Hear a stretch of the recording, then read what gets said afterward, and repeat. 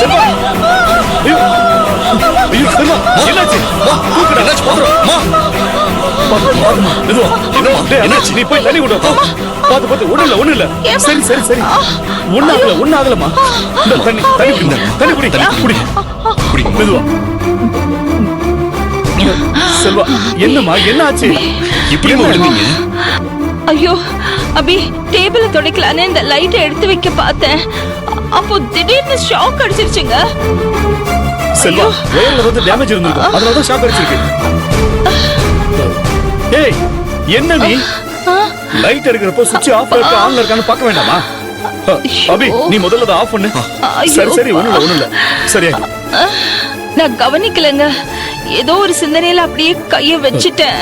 சரி வாங்கம்மா ஹாஸ்பிடல் போலாம். ஆமா அபி அதெல்லாம் ஒண்ணு வேண்டாம் அபி. நான் ஓகே தான் ஒண்ணும் இல்ல. இல்லம்மா ஏதாவது அடிபட்டு இருக்க போது எதுவா இருந்தாலும் ஹாஸ்பிடல்ல போய் பாத்துக்கலாம்.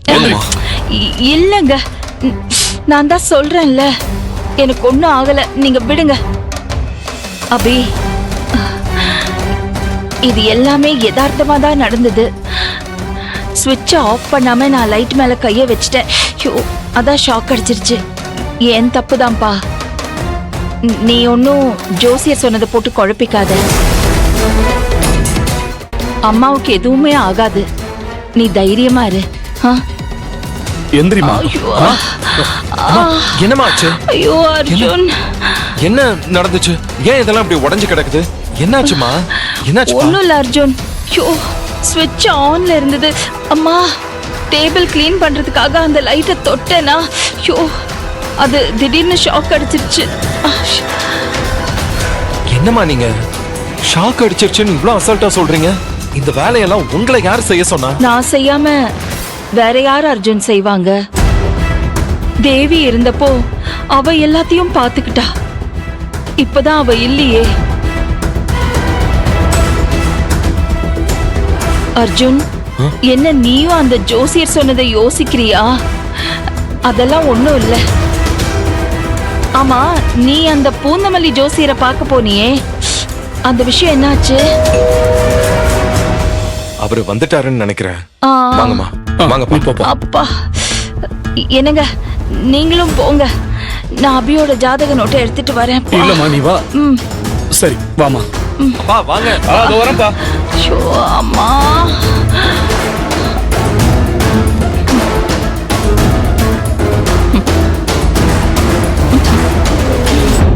இன்னைக்கு மதியம் காஞ்சிபுரம் வரைக்கும் போக வேண்டிய வேலை இருந்தது. தம்பி வந்து அவசரமா கூப்பிட்டதும் சரி வந்துட்டு போலாமேன்னு வந்துட்டேன். இந்த வேலையை முடிச்சிட்டு டைரக்டா காஞ்சிபுரம் கிளம்பிடுவேன். வணக்கங்க. வணக்கம்மா. வாங்க ஜோசியரே உட்காருங்க ப்ளீஸ்.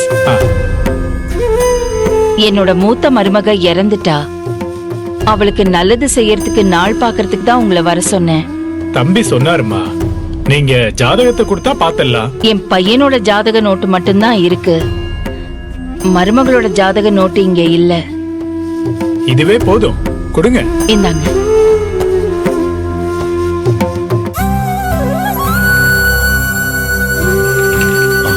இன்னொரு முக்கியமான விஷயம். சொல்லுங்க தம்பி. இன்னைக்கு காலைல தான் இன்னொரு ஜோசியரை கூட்டிட்டு வந்து பார்த்தோம். ஆனா அவரு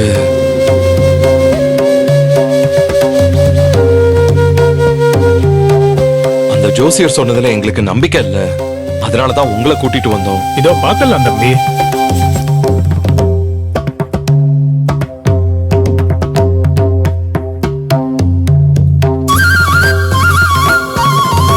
அம்மா அந்த ஜோசியர் சரியாதம்மா சொல்லியிருக்காரு.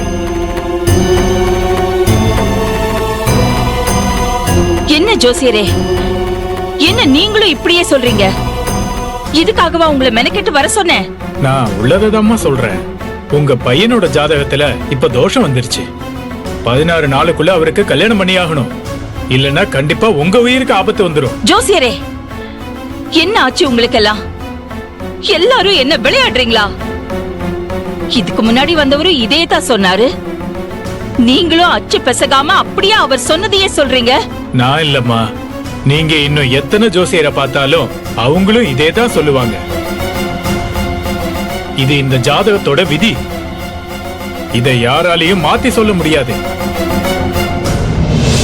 நீங்க என்ன சொன்னாலும் என்னால ஏத்துக்கவே முடியாது. என் மருமக ஒண்ணும் தனியா சாகல. அவ வயித்துல என் குடும்பத்தோட வாரிசு இருந்தது. நாங்க 2 உயிரை இழந்துட்டு நிக்கிறோம். என் மக அந்த துக்கத்திலிருந்து மீண்டு வர்றதே கஷ்டம். இதுல எப்படி நான் அவனுக்கு இன்னொரு கல்யாணத்தை பண்ணி வைக்கிறத பத்தி யோசிக்க முடியும்?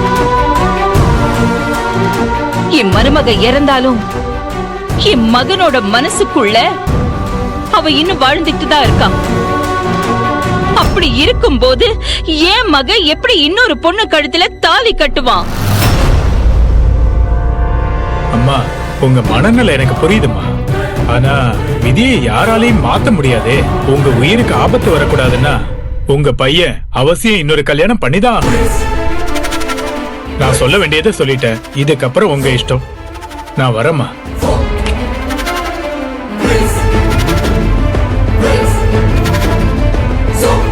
அபி, இந்த ஜோசிக்காரர் ஏதோ உளறிட்டு போறாரு. அம்மாவுக்கு எதுவும் ஆகாது. நீ எதுவுமே குழப்பிக்காத. இதெல்லாமே மூட நம்பிக்கை. நாம இனிமே எந்த ஜோசியரையும் பார்க்க வேண்டாம். அபி, அப்படிலாம் எதுவும் நடக்காதுப்பா. நீ தைரியமா இரு. அபி, அபி, அபி, வீட்டுக்கு வந்த 2 ஜோசியருமே ஒரே மாதிரி தான் சொல்லிட்டு போயிருக்காங்க. எனக்கு ஒரு மாதிரி பதட்டமா இருக்கு. எதுக்கும் நாம ஜோசியர் சொன்னதுதான் கன்சிடர் பண்றது நல்லதுன்னு தோணுது. அர்ஜுன், என்ன நீயும் இப்படி பேசுற? நம்ம என்ன சிச்சுவேஷன்ல இருக்கோம்னு உனக்கு புரியுதா இல்லையா? ஜோசியர் சொல்றத வச்சு மட்டும் நான் சொல்லலாமா? கொஞ்ச நேரத்துக்கு முன்னாடி உங்களுக்கு என்ன நடந்துச்சு? இத்தனை நாளா நம்ம வீட்டுக்குள்ள உங்களுக்கு அந்த ஷாக் அடிச்ச மாதிரிலாம் நடந்திருக்கா? ஆனா இன்னைக்கு எப்படி நடந்துச்சு? அதாமா எனக்கு பதட்டமா இருக்கு. அதுக்காக இப்ப நீ என்ன சொல்ல வர? அபிக்கு இன்னொரு கல்யாணம் பண்ணி வைக்கலாம்னு சொல்றியா? இதுவே சத்யாவுக்கு ஏதாவது ஆயிருந்து உன்னை இன்னொரு கல்யாணம் பண்ணிக்க சொன்னா நீ பண்ணிப்பியா அர்ஜுன்?